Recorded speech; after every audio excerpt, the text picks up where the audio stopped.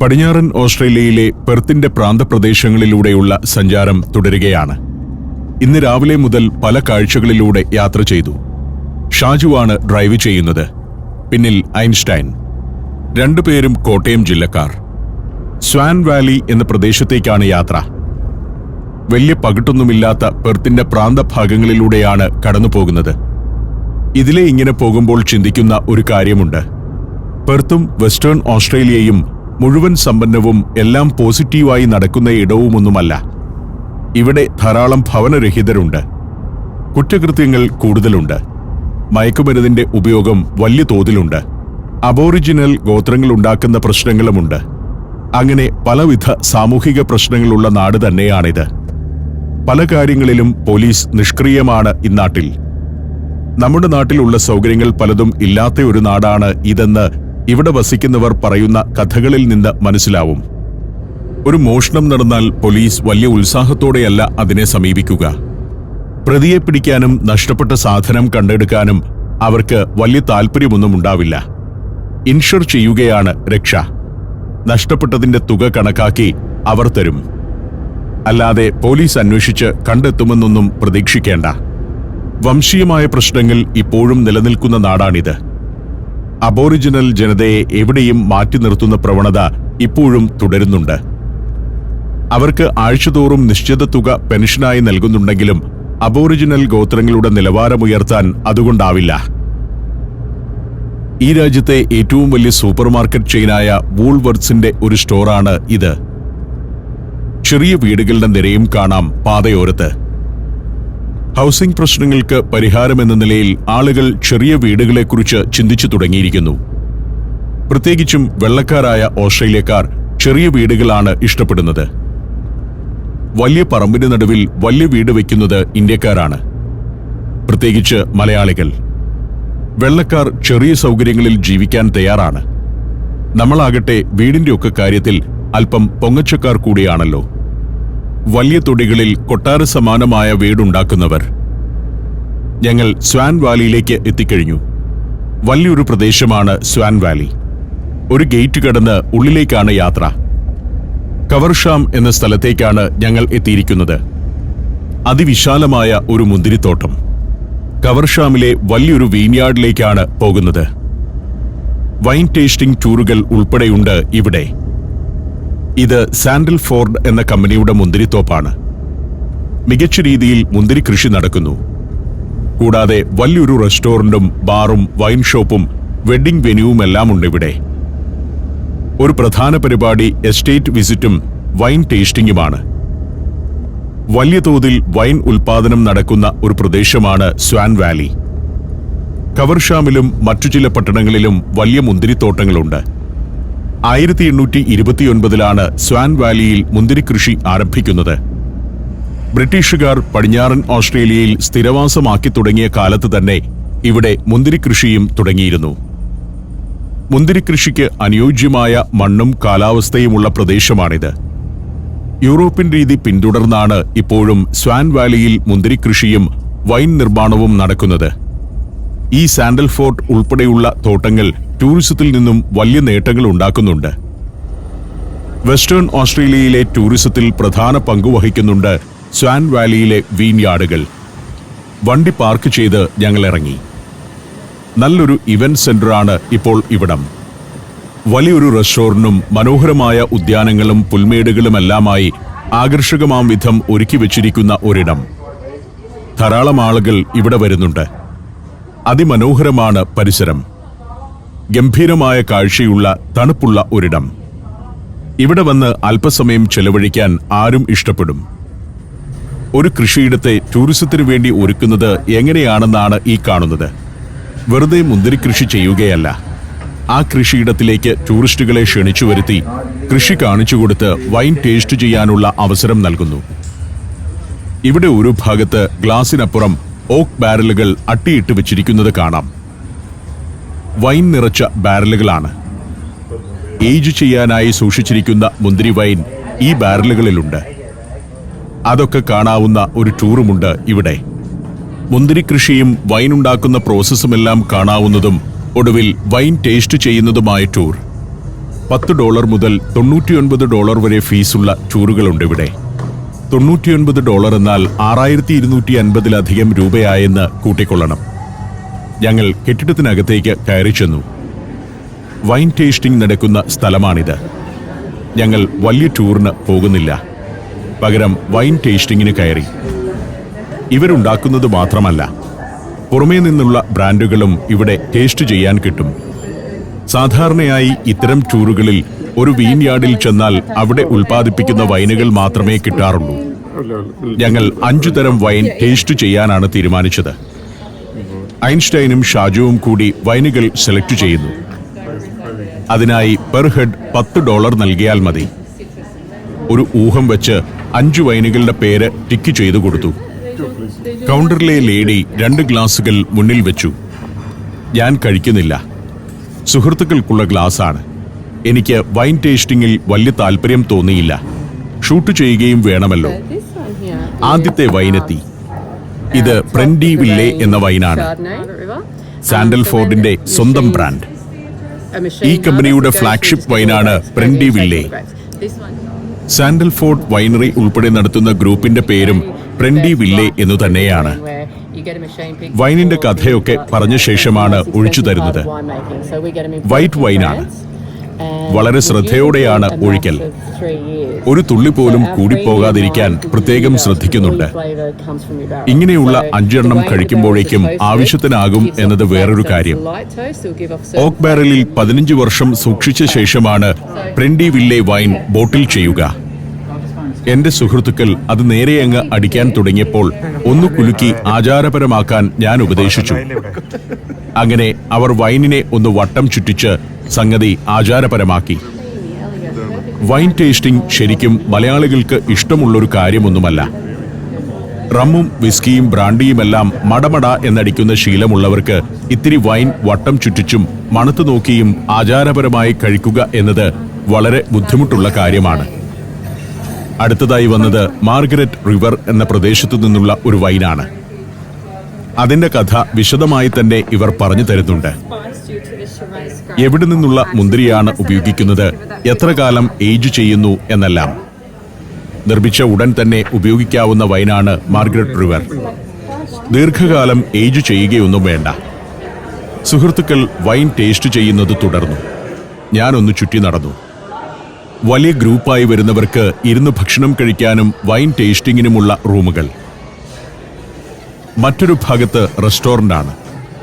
ഒരു ഭാഗത്ത് പിസ്സ ഉൾപ്പെടെ ഉണ്ടാക്കുന്നു. ഓപ്പൺ കിച്ചണാണ്. അതിനാൽ ഭക്ഷണമുണ്ടാക്കുന്നത് ലൈവായി കാണാം.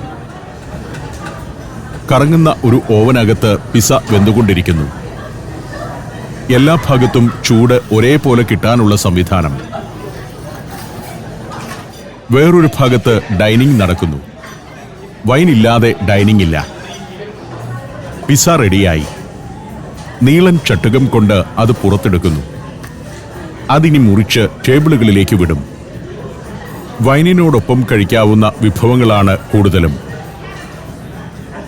വീണ്ടും ഞാൻ തിരികെ വൈൻ ടേസ്റ്റിംഗ് കൗണ്ടറിലേക്കെത്തി. സുഹൃത്തുക്കൾ ഇവിടെയുണ്ട്. 3 എണ്ണമായിട്ടേ ഉള്ളൂ. അടുത്തതായി റെഡ് വൈനാണ് എത്തിയത്. Shiraz wine. 7 വർഷം ഏജ് ചെയ്ത വൈൻ. അവസാനമായി സ്വീറ്റ് റെഡ് വൈനുമെത്തി. 2021 ബോട്ടിൽ ചെയ്തതാണ് ഇത്. 4 വർഷം പ്രായമുള്ള വൈൻ. നമ്മുടെ ആളുകൾക്ക് അല്പം മധുരമുള്ള വൈനാണ് കൂടുതൽ ഇഷ്ടം. അതുകൊണ്ട് സുഹൃത്തുക്കൾ സ്വീറ്റ് വൈനും സെലക്ട് ചെയ്തിട്ടുണ്ടായിരുന്നു. സാൻഡൽഫോർഡിന്റെ തന്നെ വൈനാണ് സ്വീറ്റ് റെഡ്. 1840 ആരംഭിച്ചതാണ് സാൻഡൽഫോർഡ് വൈനറി. അക്കാലത്ത് ബ്രിട്ടനിൽ നിന്നും ഓസ്ട്രേലിയയിൽ നിയോഗിക്കപ്പെട്ട surveyor general John Septimus Roy ആണ് അതിന് തുടക്കമിട്ടത്. വൈൻ ടേസ്റ്റിംഗ് കഴിഞ്ഞ് ഞങ്ങൾ അവിടെ നിന്നുമിറങ്ങി. ഓസ്ട്രേലിയയിൽ വൈൻ വ്യവസായത്തിന് തുടക്കമിട്ടയാളാണ് ജോൺ സെപ്റ്റിമസ് റോയ്. സ്വാൻ വാലിയിലെ വളക്കൂറുള്ള മണ്ണും മികച്ച കാലാവസ്ഥയും പിന്നീട് വേറെയും മുന്തിരിത്തോപ്പുകൾ ഇവിടെ ഉണ്ടാവാൻ കാരണമായിരുന്നു. 1970കളിൽ സാൻഡൽഫോർഡ് മുന്തിരിത്തോട്ടം മാർഗരറ്റ് റിവർ പ്രദേശത്തേക്കും വ്യാപിപ്പിച്ചു. 1990ലാണ് സാൻഡൽഫോർഡിന്റെ മുഴുവൻ മുന്തിരിത്തോട്ടങ്ങളും വൈനറികളും പ്രെൻഡി വില്ലെ കുടുംബം വാങ്ങിയെടുത്തത്. ഞങ്ങൾ ആ കെട്ടിടത്തിൽ നിന്നും പുറത്തിറങ്ങി. സുഹൃത്തുക്കൾ ഓരോരുത്തരും ഏതാണ്ട് ഒരു ഗ്ലാസിന് തുല്യമായ വൈൻ കുടിച്ചിട്ടുണ്ട്. ഞാൻ കൃഷിയിടത്തിലേക്ക് ചെന്നു. മുന്തിരിച്ചെടികൾ തഴച്ചു വളരുന്ന തോട്ടം. നല്ല പ്രായമുള്ള മുന്തിരിച്ചെടികളാണ്. വലിയൊരു പ്രദേശത്താകെ വളർന്നങ്ങനെ നിൽക്കുന്നു. മുന്തിരി കായ്ച്ചു തുടങ്ങിയിരിക്കുന്ന സമയത്താണ് ഞാൻ ഇവിടെ എത്തിയിരിക്കുന്നത്. ചെടികളിലെങ്ങും പച്ചക്കുലകൾ. ഫെബ്രുവരി മുതൽ ഏപ്രിൽ വരെയുള്ള മാസങ്ങളിലാണ് വെസ്റ്റേൺ ഓസ്ട്രേലിയയിൽ മുന്തിരി വിളവെടുക്കുന്നത്. സ്വാൻ വാലിയിൽ വൈൻ ഉൽപാദനത്തിനായുള്ള മുന്തിരി അത്രയും ഏപ്രിലോടെ പറിച്ചെടുത്തു കഴിയും. നവംബർ ഡിസംബർ മാസങ്ങളിലാണ് ഇവിടെ മുന്തിരിച്ചെടികൾ പൂക്കുന്നത്. 70 മുതൽ 100 വരെ ദിവസങ്ങൾ കൊണ്ട് കായകൾ വിളവെടുപ്പിന് പാകമാകും. അന്തരീക്ഷത്തിലെ തണുപ്പും ചൂടുമനുസരിച്ച് കായകൾ മൂപ്പെത്തുന്നതിലും വ്യത്യാസമുണ്ടാകാറുണ്ട്. മാർച്ച് ഏപ്രിൽ മാസത്തോടെ വിളവെടുപ്പ് പൂർത്തിയായിരിക്കും. 100 വർഷം വരെ കായ്ഫലം തരുന്ന ചെടിയാണ് മുന്തിരി. ചെടി നട്ട് 3 വർഷമാകുമ്പോൾ തന്നെ കായ്ച്ചു തുടങ്ങും. ഒരു സാധാരണ ചെടിയിൽ നിന്ന് ഒരു വിളവെടുപ്പിൽ 8 മുതൽ 12 വരെ കിലോഗ്രാം മുന്തിരി കിട്ടും. 30 കിലോ വരെ കിട്ടുന്ന ഇനങ്ങളും ഇവിടെ കൃഷി ചെയ്യുന്നുണ്ട്. Azerbaijan, Indonesia, Tajikistan, Peru. സഞ്ചാരം വോളിയം നമ്പർ 14. ഫുൾ HD-യിലുള്ള ഈ അപൂർവ ദൃശ്യയാത്രാ വിവരണ ശേഖരം സ്വന്തമാക്കാൻ 99544422 എന്ന നമ്പറിലേക്ക് സഞ്ചാരം എന്ന് SMS ചെയ്യൂ. ഞങ്ങൾ അവിടെ നിന്നും യാത്ര തുടർന്നു. സ്വാൻ വാലിയിൽ ചെറുതും വലുതുമായി 40ഓളം വൈൻ നിർമ്മാണ കേന്ദ്രങ്ങളുണ്ട്. ലക്ഷക്കണക്കിന് ലിറ്റർ വൈനാണ് ഓരോ വർഷവും ഈ പ്രദേശത്ത് ഉൽപ്പാദിപ്പിക്കുന്നത്. സ്വാൻ വാലി അതിവിസ്തൃതമായ ഒരു പ്രദേശമാണ്. ഏതാണ്ട് 105 ചതുരശ്ര കിലോമീറ്റർ വിസ്തൃതിയുള്ള പ്രദേശം. ഓസ്ട്രേലിയയുടെ തന്നെ ഓൾഡസ്റ്റ് വൈൻ റീജിയൻ എന്നാണ് ഇവിടം അറിയപ്പെടുന്നത്. പല ചെറുപട്ടണങ്ങളുണ്ട് സ്വാൻ വാലിയിൽ. 2000 ആണ്ട് മുതൽ വലിയൊരു ടൂറിസ്റ്റ് ആകർഷണം കൂടിയാണ് ഇവിടം. മുന്തിരിത്തോപ്പിലെ ജീവിതം, വൈൻ നിർമ്മാണവും സെല്ലാറുകളും നേരിൽ കാണൽ, വൈൻ ടേസ്റ്റിംഗ് എന്നിവയെല്ലാം ടൂറിസ്റ്റ് ആക്ടിവിറ്റികളിൽ ഉൾപ്പെടുന്നു. സഞ്ചാരികൾക്ക് വൈവിധ്യമാർന്ന ടൂറുകളിൽ ഏർപ്പെടാം. ചെറിയ ഹോട്ടലുകളുണ്ട്. അവിടെ ദിവസങ്ങളോളം താമസിക്കാം. വലിയ അത്ഭുതങ്ങളൊന്നുമില്ല. കൃഷി, അതിന്റെ അനുബന്ധ ഉൽപ്പന്നങ്ങൾ, അതുണ്ടാക്കുന്ന സ്ഥലങ്ങൾ, അതിന്റെ ടേസ്റ്റിംഗ്, ഭക്ഷണം കഴിക്കൽ, ഇതെല്ലാം ടൂറിസവുമായി ബന്ധപ്പെടുത്തിയിരിക്കുന്നു. സ്വാൻ വാലിയിലേതുപോലെ കൃഷിയിടങ്ങളെ പൂർണ്ണമായും ടൂറിസത്തിനു വേണ്ടി കൂടി പാകപ്പെടുത്തിയ സ്ഥലങ്ങൾ ഓസ്ട്രേലിയയിൽ തന്നെ വേറെ അധികമില്ല. ഒരു പാലം കടന്ന് പോവുകയാണ്. താഴെ സ്വാൻ നദി കാണാം. ഇക്കാണുന്നത് ഇവിടുത്തെ സെന്റ് ചാൾസ് സെമിനാരിയാണ്. അവിടം കടന്ന് ഞങ്ങൾ ഗിൽഡ് ഫോർഡ് എന്ന പട്ടണത്തിലേക്കെത്തി. സ്വാൻ വാലിയുടെ അതിർത്തി ഭാഗത്തെ ഒരു ചെറു പട്ടണമാണ് ഗിൽഡ് ഫോർഡ്. ഗിൽഡ് ഫോർഡിലെ പഴയ കോടതി കെട്ടിടം ഇന്നൊരു ടൂറിസം ഇൻഫർമേഷൻ സെന്ററാണ്. Swan Valley visitor centre. ഞങ്ങൾ അവിടേക്ക് കയറി ചെന്നു. വിസിറ്റർ സെന്ററിൽ ഏതാനും സ്ത്രീകളുണ്ട്. ടൂറിസ്റ്റുകൾക്ക് വേണ്ട വിവരങ്ങൾ നൽകുന്ന ഉദ്യോഗസ്ഥർ. ഒരു സ്ത്രീ ഒരു മാപ്പിൽ വരച്ച് സ്വാൻ വാലിയിൽ ഏതു വഴിയെല്ലാം സഞ്ചരിക്കണമെന്ന് പറഞ്ഞു തന്നു. ഇതുവഴിയെല്ലാം കാറിൽ പോയാൽ മതി. അവിടെയെല്ലാം ടൂറിസ്റ്റുകൾക്ക് വേണ്ട പലവിധ ഫെസിലിറ്റികളുണ്ട്. ചെറിയൊരു മ്യൂസിയവുമുണ്ട് ഇവിടെ. ഗിൽഡ് ഫോർഡ് ടൗണിലെ പഴയകാല ജീവിതം, അക്കാലത്തെ കാർഷിക വൃത്തികൾ, കാർഷിക ഉപകരണങ്ങൾ എന്നിവയൊക്കെ ഇവിടെ സംരക്ഷിച്ച് പ്രദർശിപ്പിച്ചിരിക്കുന്നു.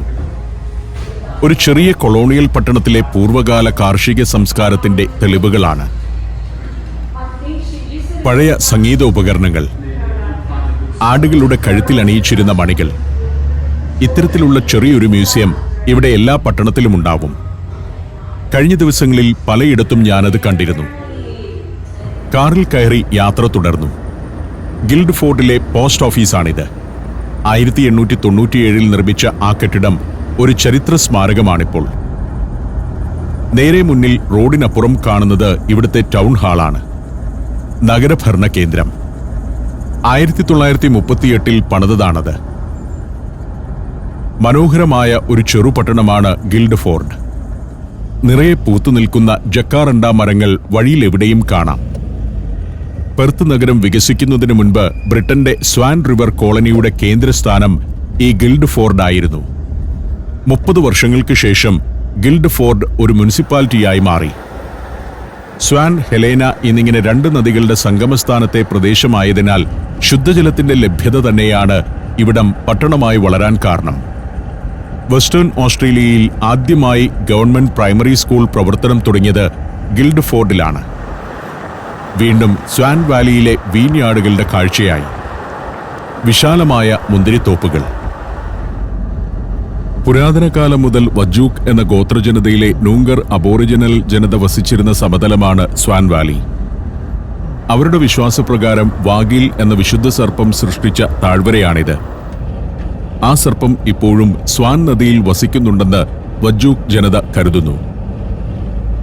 വജൂക്ക് ജനവിഭാഗങ്ങളെ ഈ പ്രദേശത്തു നിന്ന് തുരത്തിയും കൊന്നൊടുക്കിയുമാണ് വെള്ളക്കാർ ഭൂമി മുഴുവൻ തങ്ങളുടേതാക്കിയത്. ഞങ്ങൾ കവർഷാമിലേക്ക് തിരികെ എത്തിയിരിക്കുന്നു. ഈ പ്രദേശത്തിന്റെ കാലാവസ്ഥയും വളക്കൂറുള്ള മണ്ണും നിരവധി യൂറോപ്യൻ കർഷകരെ ഇങ്ങോട്ട് ആകർഷിച്ചു. 1ഉം 2ഉം ലോകമഹായുദ്ധങ്ങൾ കഴിഞ്ഞ സമയങ്ങളിൽ സ്വാൻ വാലിയിലേക്ക് വലിയ തോതിൽ യൂറോപ്യൻ കുടിയേറ്റം നടന്നിരുന്നു. ധാരാളം ഇറ്റലിക്കാരുമുണ്ടായിരുന്നു ആ വന്നവരിൽ. അവരാണ് വ്യാവസായിക അടിസ്ഥാനത്തിൽ ഇവിടെ മുന്തിരി കൃഷി വ്യാപിപ്പിച്ചതും കൂടുതൽ വൈനറികൾ തുടങ്ങിയതും. ഇവിടെ ഒരു കോഫി ടേസ്റ്റിംഗ് സെന്ററുണ്ട്. യഹാവ കോഫി വർക്ക്സ് എന്നാണ് സ്ഥാപനത്തിന്റെ പേര്. ഇത്തരത്തിൽ കാർഷിക ഉൽപ്പന്നങ്ങളെ ടൂറിസത്തിന്റെ ഭാഗമാക്കി മാറ്റിയിരിക്കുകയാണ് ഇവിടെ. അത് ടേസ്റ്റ് ചെയ്യുക, പ്രോസസ് ചെയ്യുന്നത് കാണുക എന്നിവയെല്ലാം ടൂറിസം ആക്ടിവിറ്റികളാണ്. യഹാവ കോഫി വർക്ക്സിന്റെ അകത്തേക്ക് കയറി ചെന്നു. Coffee roasting, handmade chocolate, coffee academy, cafe എന്നിവയൊക്കെ ഉണ്ട് ഇവിടെ. പല വിധത്തിലുള്ള കോഫി ഇവിടെ നിന്നും ഫ്രീ ആയി ടേസ്റ്റ് ചെയ്യാം. കോഫി ബീൻസ് റോസ്റ്റ് ചെയ്യുന്ന ഒരു മെഷീന്റെ സമീപത്തേക്കാണ് എത്തുന്നത്. ഒരു ട്രഡീഷണൽ യന്ത്രം. ലോകത്തിന്റെ പല ഭാഗത്തു നിന്നും ഇവിടെ കാപ്പിപ്പരിപ്പ് എത്തുന്നുണ്ട്. അത് ചാക്കുകളിൽ അങ്ങനെ അടുക്കി വെച്ചിരിക്കുന്നു. അതിൽ നിന്നും പലതരത്തിലുള്ള കോഫി ഉണ്ടാക്കും. കടുപ്പം കൂടിയത്, കുറഞ്ഞത്, എക്സ്പ്രസോ എന്നിങ്ങനെ പലതും. കൊളംബിയൻ കോഫിയാണ് ഞാൻ ആവശ്യപ്പെട്ടത്. റോസ്റ്റ് ചെയ്തു വച്ചിരിക്കുന്ന കോഫി ബീൻസാണ്. ഓരോ ഗസ്റ്റിനും ഇങ്ങനെ ഓരോ ഗൈഡിനെ കിട്ടും. എനിക്ക് വേണ്ടി കാപ്പി തയ്യാറാക്കുന്ന ജീവനക്കാരി ആദ്യം കൃത്യമായ അളവിൽ കാപ്പിപ്പരിപ്പ് തൂക്കിയെടുത്തു. ഇതിനൊക്കെ കൃത്യമായ ചിട്ടകളുണ്ട്. അടുത്തതായി കാപ്പിപ്പരിപ്പ് ചെറിയ ഗ്രൈൻഡറിലേക്കിടുന്നു. ഇങ്ങനെ പല പ്രോസസ്സുണ്ട്. ഡച്ച് കുടിയേറ്റക്കാരനായ അലക്സ് കോക്ക് എന്നയാൾ 2001 സ്ഥാപിച്ചതാണ് യഹാവ കോഫി വർക്ക്സ്. 4 നൂറ്റാണ്ടുകൊണ്ട് പടിഞ്ഞാറൻ ഓസ്ട്രേലിയയിലെ ഏറ്റവും പ്രമുഖമായ കോഫി റോസ്റ്റിംഗ് സ്ഥാപനമായി ഇത് മാറുകയായിരുന്നു.